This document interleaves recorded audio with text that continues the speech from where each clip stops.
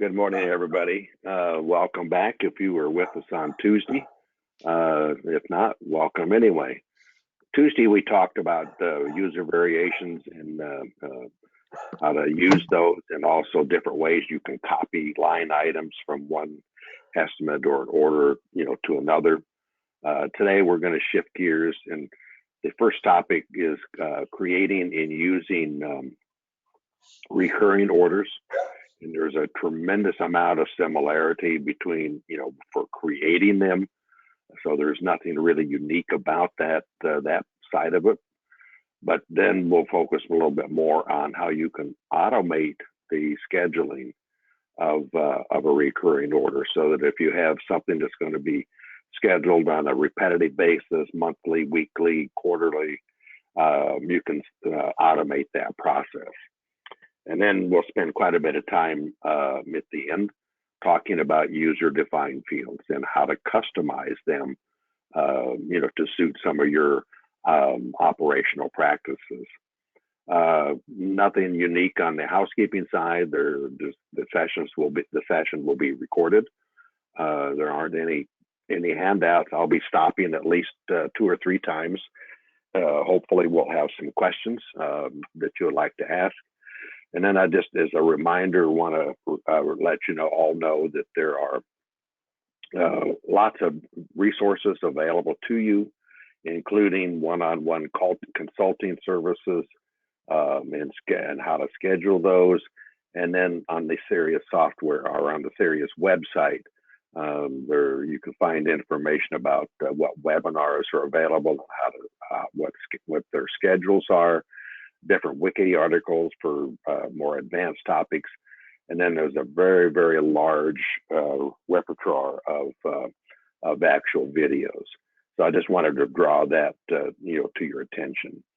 I'm going to switch gears now and shift over to control, and then we can begin our discussion. Linda, are you seeing control? Okay. Yes, we are. Okay, perfect. So where we're going to start today is we're talking about recurring orders and the process of automating the scheduling of an order. First of all, what are they? Just think of a recurring order it's an order. It is an order that has been set up so that it permits repetitive use. And a recurring order then, when it's saved in that manner, will allow you to execute that recurring order on a demand basis and or on a scheduled basis. And we'll look at both the usage of both of those. So how do you create a recurring order? You'd start just you would if you were going to create a new estimate. You'd go up to new, and you would either select a new order or you'd select a new estimate. You start exactly the same way. And once you've done that, you fill out populate the line items the same way you would do for a normal estimate or order. You can populate them by using the product templates. You can use the copy mechanism to copy either individual line items or copy all line items in an order or an estimate. So you create the recurring order in exactly the same way that you do any other estimate or any other order. The only thing that's different is when you're all done, you come over to the save and you choose magically save as a recurring order. Now, what I'm going to do is I'm going to create one, and I'm going to do that a little bit by cheating. I'm going to take an existing order that I have that's got quite a few things in it.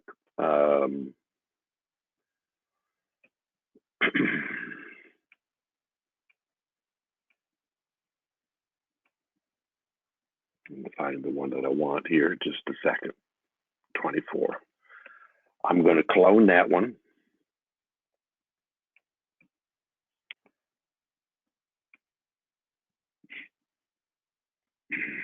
And then when it finishes,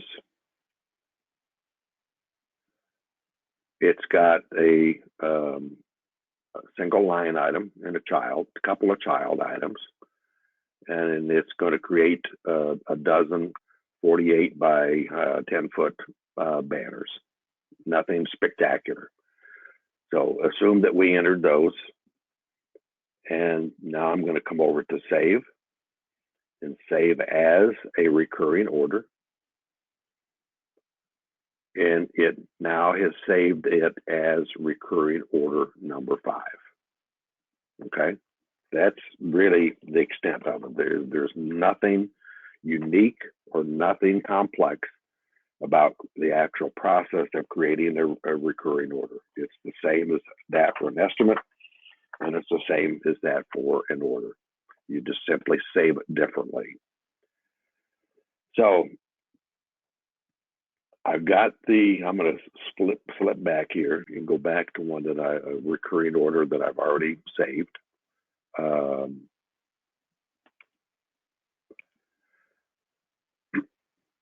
Notice that in the Explorer, you can explore 4 recurring orders. The one that I want is widen this out so you can, here's recurring order. This is the one that I just saved. I'm going to use it as my example, okay? So I would right click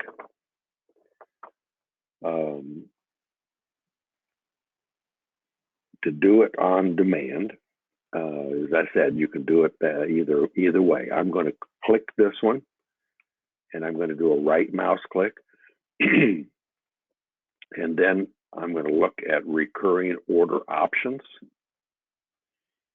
and then I can come down to create an order. Okay. Say okay, and it's now creating that as an order. And I can review, I can make any changes that I want to make, add line items, delete line items, edit line items. I can do it exactly the same way. And then I'm going to come over and say, I'm going to save this as an order. Look at the dates on it. There's nothing that I need to change. Let me look at the totals or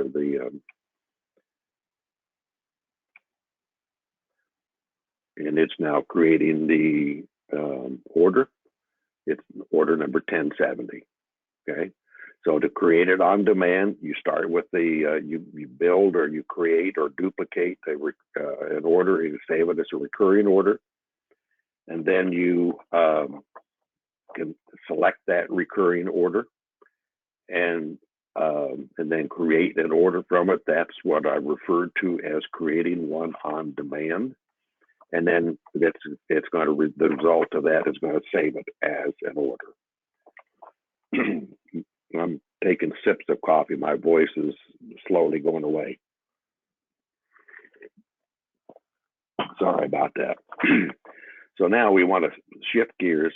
I'll leave a couple of these open.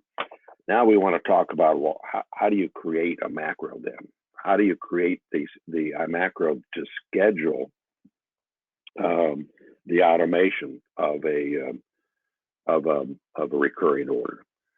Well, you do that by going up to the sales and marketing, and then come down to macro setup.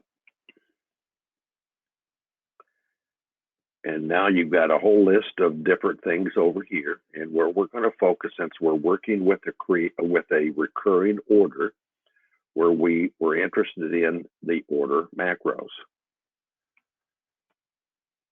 So I would have selected the order macros,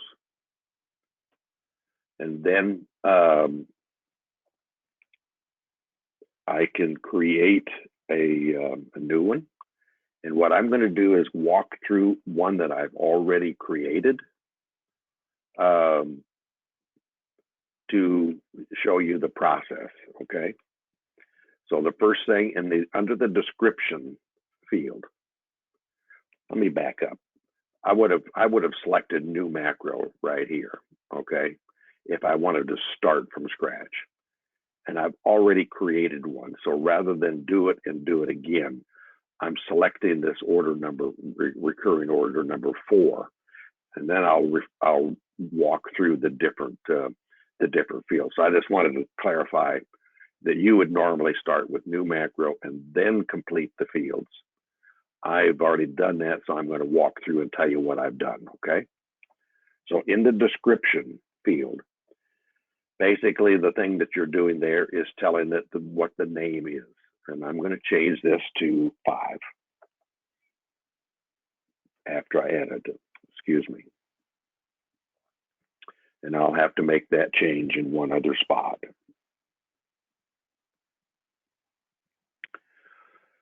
So it's in the order category. That's really the only thing that's unique on this particular description section. Then you would move to the trigger section. The trigger section is what is going to cause this macro to be executed, okay? And there are several different choices. The one that we're interested in is down in the middle of the page. It says, I want to run this macro either manually or on a schedule. And I want to use the current order to do that. That's the essence of the trigger. That's what's going to cause this macro to run. Okay. Now we go to the action section. The action section dictates what are the steps, what's going to happen, what's going to happen when the macro executes. Now, I'm not really going to comment on the prompt to begin and the notification to complete on completion. These are optional, and you can record those as an action, as an activity. I'm sorry, just in the log of the macro that says that it ran. Okay, these are optional. Generally, aren't going to be used. So now you can start adding other actions. And you do that by coming to the second column here. And since we're dealing with a macro, we want to scroll down this list until we find this entry called transaction macro. That says that this action involves the execution of a macro that we're defining, okay? So I would select that and say add, and that results in this being added up here, okay? And I've already done that, so I'm not going to repeat it. So now I would look at that, and I would, when I did the add, it would bring this up, and you would start filling in those different fields. So here I'm giving it the name of what I want. Change the name of it there. Change the number of the recurring order that I'm looking for, number 5. That I'm creating an order from this process. And these 3 are important. I want to replace the company name with the one that's the current for the current order, and I want to replace the salesperson associated with that order is going to be used. And then the offset is, I've not seen it set to anything other than 1. So I have to say that I'm not positive how that offset really is intended to work, okay? Now, in more sophisticated uses of macros, you could have a second, a third, a fourth. You could have multiple actions. But in what we're doing in dealing with a recurring order, we're simply, we only need the one action. So I'm going to save this since I've made a couple of changes to it. That's the extent of creating the macro. Okay. Now we need to learn how to schedule that macro. And we're going to do that in a very similar way that I illustrated the creating of the macro itself. We're going to come, come back up to sales and marketing. And then I'm going to come to marketing home. And then magically come down to schedule a macro. Okay. Now, just like the order, I already have one that's created, and it's this one. So what I'm going to do here is kind of replicate what I would have done, okay? And in the macro, in the description field, I would enter the name that I wanted, that it's no particular macro here. I would come down to this guy, okay? Nothing on the reminder side particularly. Now I'm going to tell the system what is the scheduled date. So let's say that we're going to start today at 9/27, and we want it to run on in the background, meaning that you can't particularly see it. And we want this to run at 10:30 in the morning. And then we want to make it a recurring order, meaning that it's going to run on a particular schedule. So just acknowledge that. Now it brings me back to this screen. And here I can say, do I want this to run daily? Do I want it to run weekly, monthly, or yearly?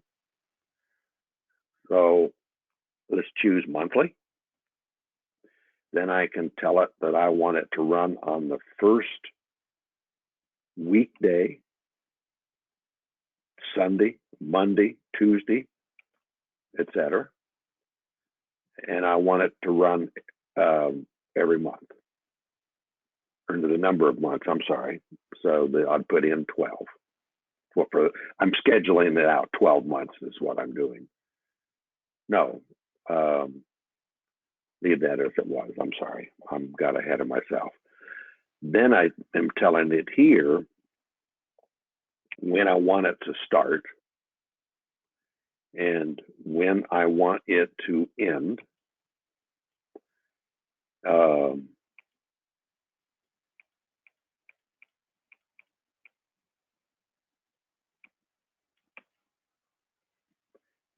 And then how long I want it to run, how far ahead I want to schedule it is what I'm saying. Okay. So I would just simply say, okay. And now that macro, when I would say, okay, now that macro, the activity macro to execute this on a scheduled basis starting January or September 27th on a monthly basis at 10:30 in the morning is ready to go. Okay. So let's do that. We've created the macro. We looked at how you schedule it and run it on a demand basis. And now how it is scheduled to run on a scheduled basis on a month to month.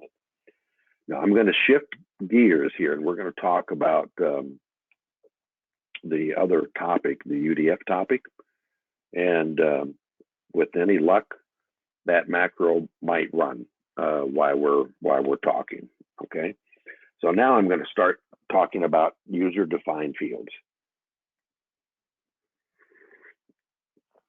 before we do that, I want to see if there's any questions on anything that I've covered. If I covered it too quickly, so any questions at all? No questions, Paul. Alrighty. So now let's just get back to the home screen and pause for just a bit. What are UDFs? It's user-defined fields. So the name is fairly explanatory, self-explanatory. So first of all, what are they? Well, UDFs provide a means of storing some customized information about companies, about the contacts within a company, about transactions, about parts, and about products. So it's a means of saving customized information that is unique to your use of the system on a day-to-day, month-to-month basis. Basically, there are 5 types of user-defined fields can be created. And the way you do that is come up to setup and come down to user-defined field setup. So what I'm talking about now is look at the first column. There are 5, in this system, there are 5 defined types of UDFs: company, contact, transaction, think of it as an order, part, and products. And there are similarly 5 kinds of layouts. We're going to focus most of our attention on talking about the UDF types themselves. So within a company, depending on how long you've had your system, what, if any, custom addition of UDFs that you may have seen or added or were in your system when you got it, what you're seeing here, it may look very different than what you have in your own system. But the concept is that within the confines of a company UDF, this particular system that I have had these initial 6 defined. So they're all equipment leasing related. Then for purposes of this webinar discussion, I have added these other 4. And we'll come back and look at each of them in considerably more detail. So these pre-existed in my system, and I've added these 4. Similarly, at the contact level, my system didn't have any UDFs defined at the contact level. So I've added 4 that, as you can probably see from what you saw on the company side, they're related to each other, okay? At the transaction level, my system didn't have any when I started using it, and I've added 4. Again, these are related to what we're going to see at the company level, what we're going to see at the contact level, and carry that forward into the transactions.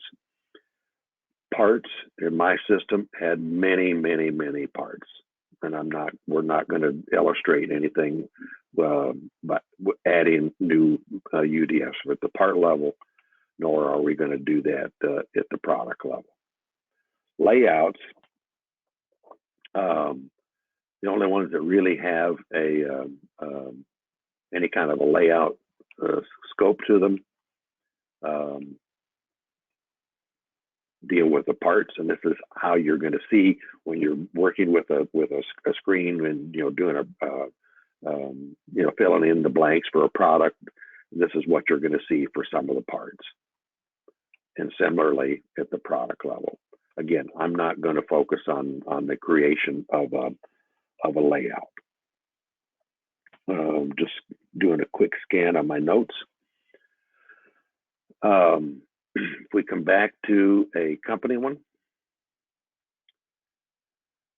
One of the is if you're creating new UDFs, you can use the move up and move down options so that you can arrange the UDFs in a particular order to suit your preferences. And you can do that same thing with all of the UDF types, and you can do it also with the layouts. Okay. So now, how are UDFs used?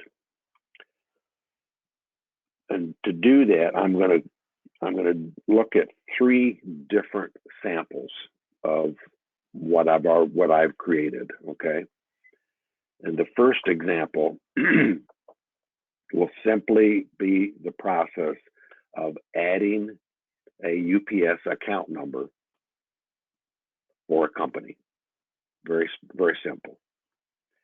And to do that, I'm going to come up to New and New Company. Not New Company, Existing Company. Hang on a second. View Company. Then I'm going to choose Test Company, is my example. And then to view the UDFs, so I've got this now, so I can look at it at the company level, I can look at it at the contact level. And then I want to walk out to the user-defined fields. And notice when you do that, notice that you can first see all of the fields if you want to. And now see that these other fields, these are categories. And during the process of preparing for this session, I've added the categories related to Federal Express, to sales, to UPS, and to U.S. Postal Service. Okay. So for this first example, let's look at the UPS. And now we're seeing this user-defined field, and this is the content. Okay. So if I wanted to enter the UDF or the account number for UPS that this customer uses, I might put in 1-234-567-890. Okay, I don't know how many digits they use, but I'm simply entering the content of this custom UDF field that says that this company called Test Company uses UPS, and this is their account number.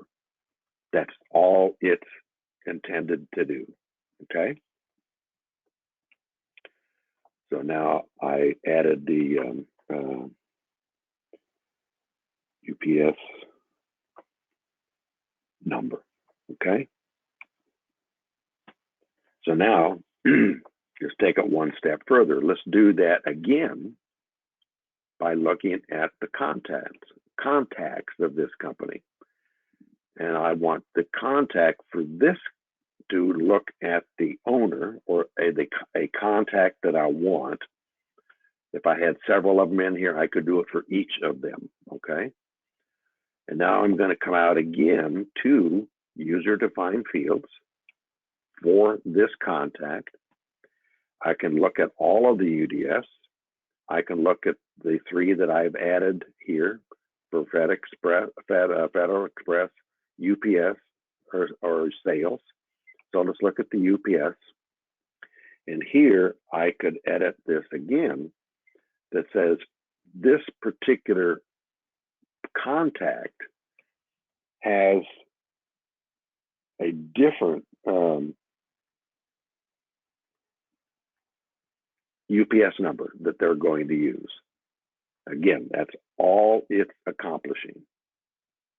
Now notice also over here that if they were using, sometime used the U.S. Postal Service, you could put their account number in here as well. If they tended to use, if this person occasionally used one versus the other.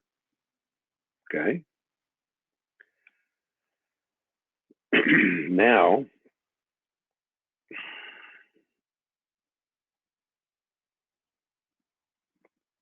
save this one.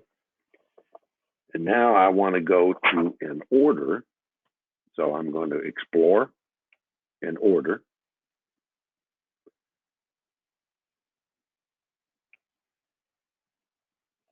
And I want to look at number 1068 for illustration.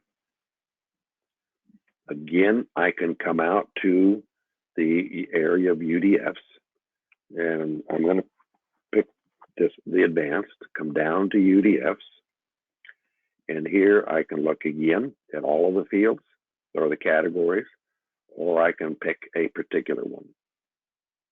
Here, the focus is at this order level, what I want to be able to do is add the date that order was shipped by UPS.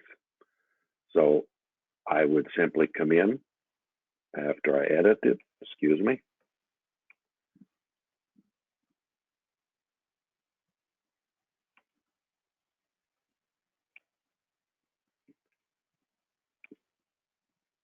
I would simply select the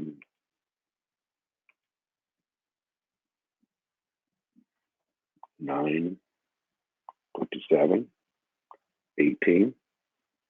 I would enter the date. Now I could have defined that. We'll look a little bit later in actually creating, you know, the UDFs. I could have created this as a date field, and it would format it for me. Okay. So now what I've done is, with these three examples, my focus was to be able to capture at the company level what their normal method is of shipping. UPS, FedEx, the Postal Service. I wanted to do the same thing for a particular contact within that company. What do they use? UPS, USPS, or both? And then I wanted to be able to capture the date on a transaction by transaction basis when an order shipped to that company. Okay.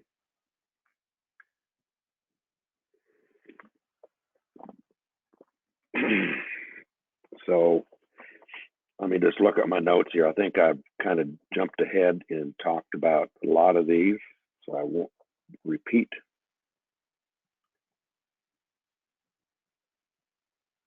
Okay, a little bit different one in here that I didn't talk about before, and that is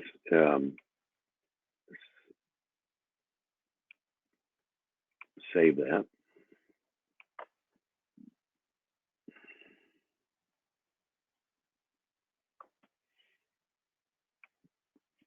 Say okay, that's okay. So now I've done that. Now the next one thing that I didn't cover that might be of interest is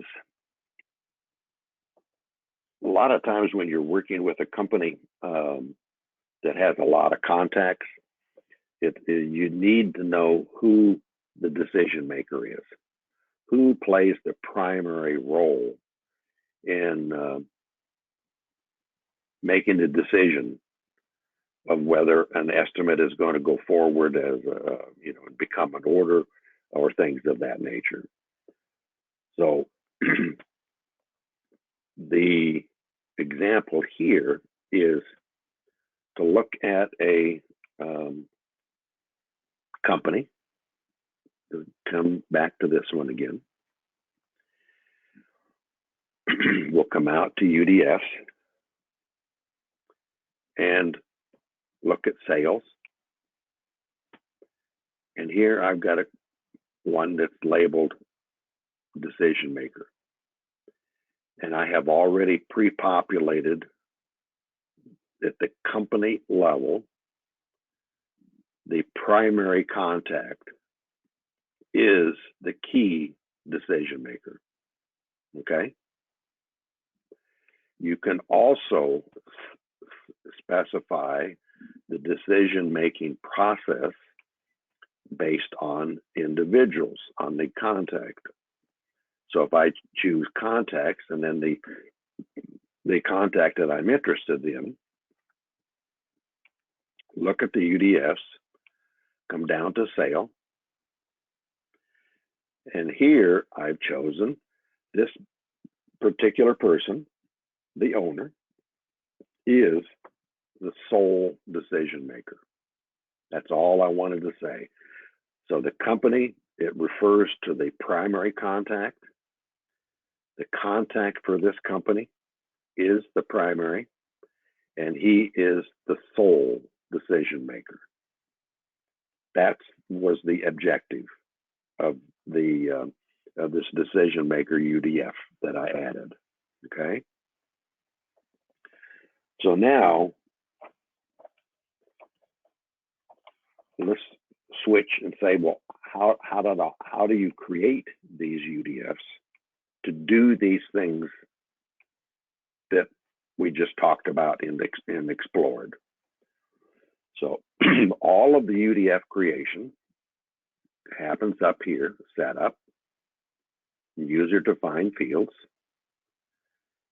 and company, if that's where you want to start. So I started with a company, and I wanted to first create one that was about the decision maker. So normally I would have chosen to start from scratch. I would have chosen add, and then I would have begun to fill in these fields. I've already done that. So what I want to do is walk through the fields and just explain what you're seeing. Okay. So for this UDF that I created related to the decision making process, I named it decision maker. I elected to associate it with a category that I called sales. And sales then could be used for multiple other UDFs if you were going to create others for different kinds of purposes. Okay.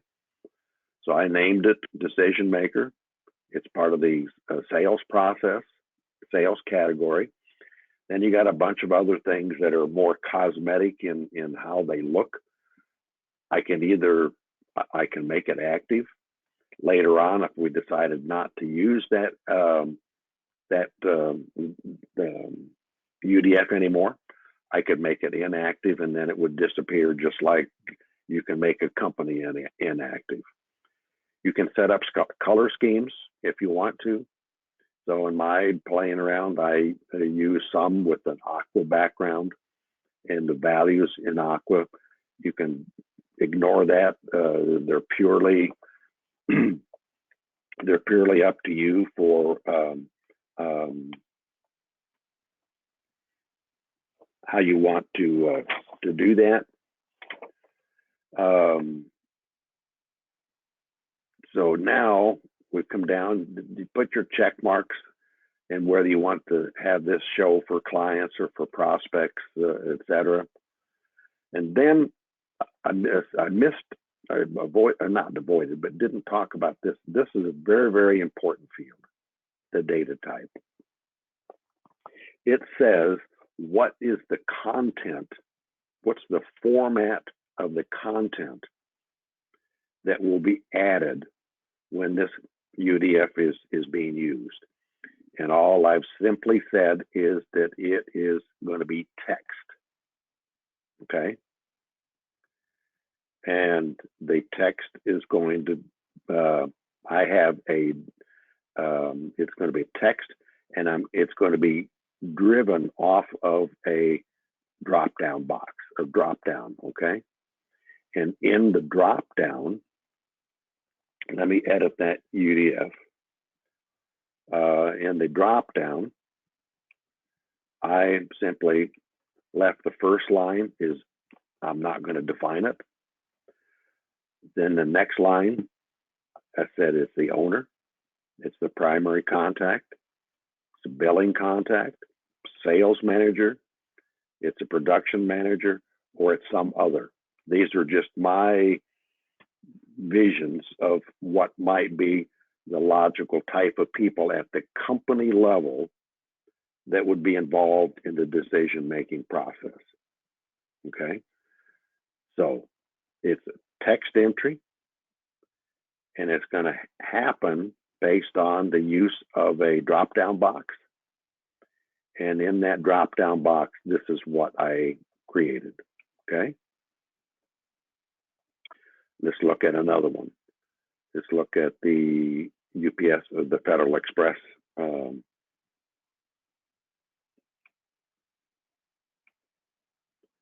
Federal Express one is similar.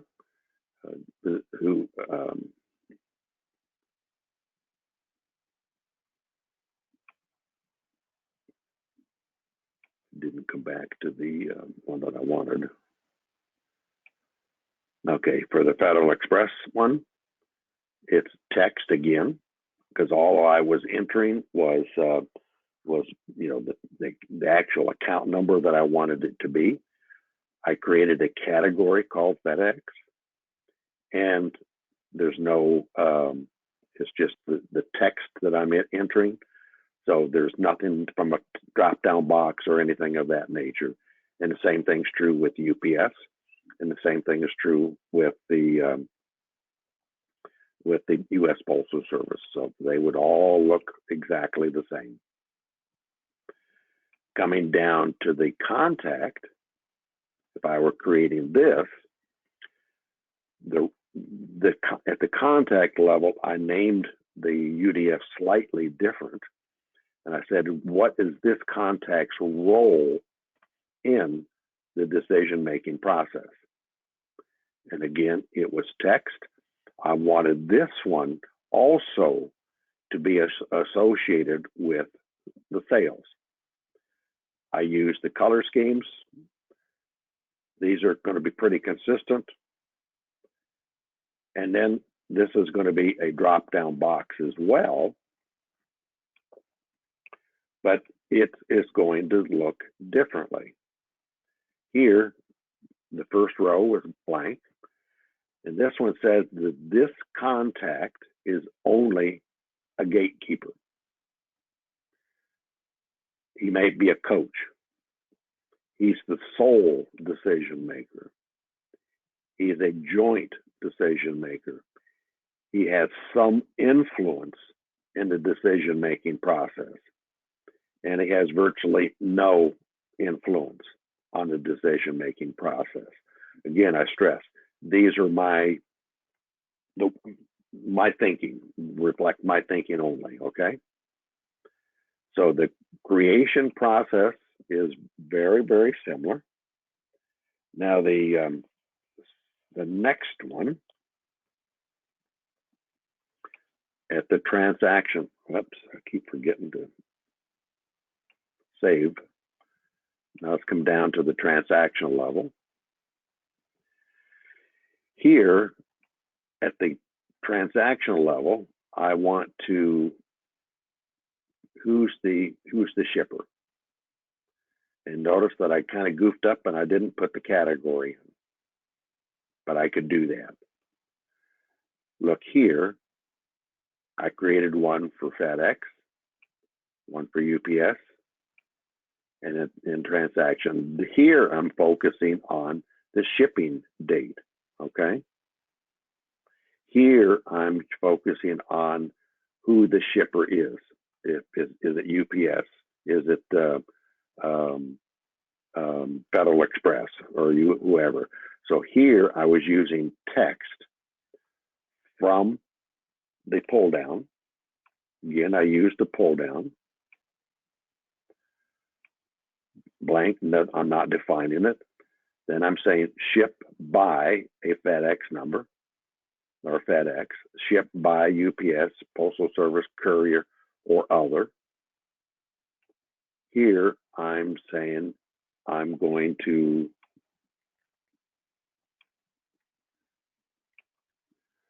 On the ones that are date driven,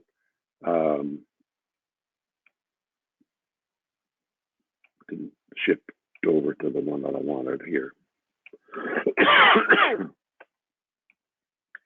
So here I'm entering the shipping date. We saw an illustration of that. I'm entering a date in the format. Okay, and it's applying to orders. Same things for that one, and the same thing for this one. Okay, and again, as I commented earlier, you can move things up, you can move them down, so you can rearrange them to suit your preferences.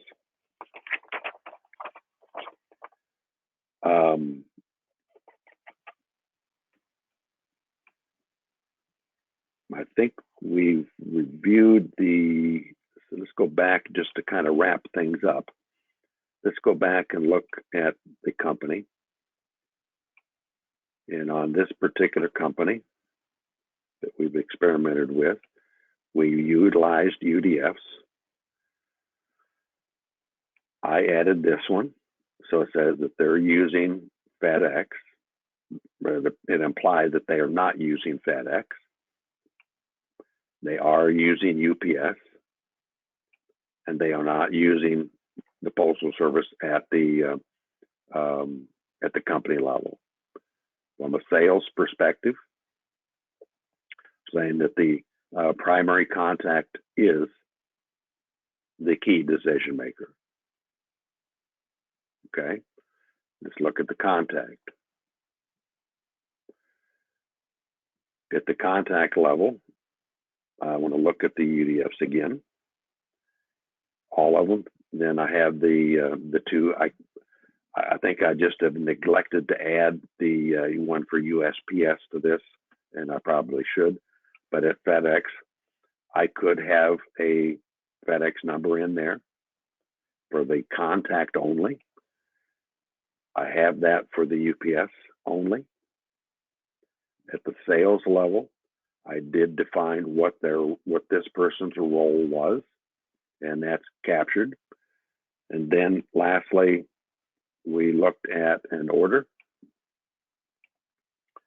And we looked at order number 1068. And let's look at the UDFs. I got one for UDF, and it said that it shipped on that date. I've never used US Postal Service, and I used one for UPS. Okay, so both of them were there. That really is the essence of the UDFs.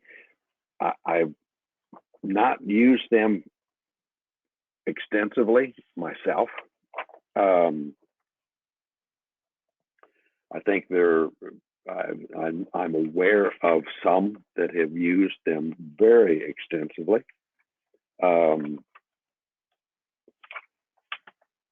For various purposes.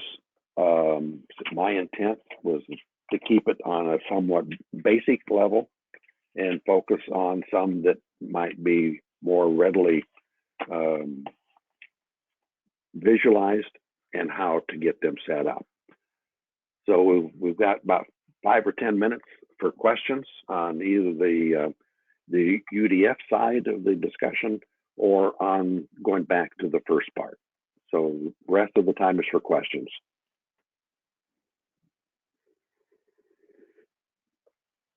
No questions, Paul. All right. If not, I don't want to keep you. I hope today was helpful, and hope to see you all soon on another topic next month. Take care, everybody. Thank you. Yeah. Bye now. Bye-bye.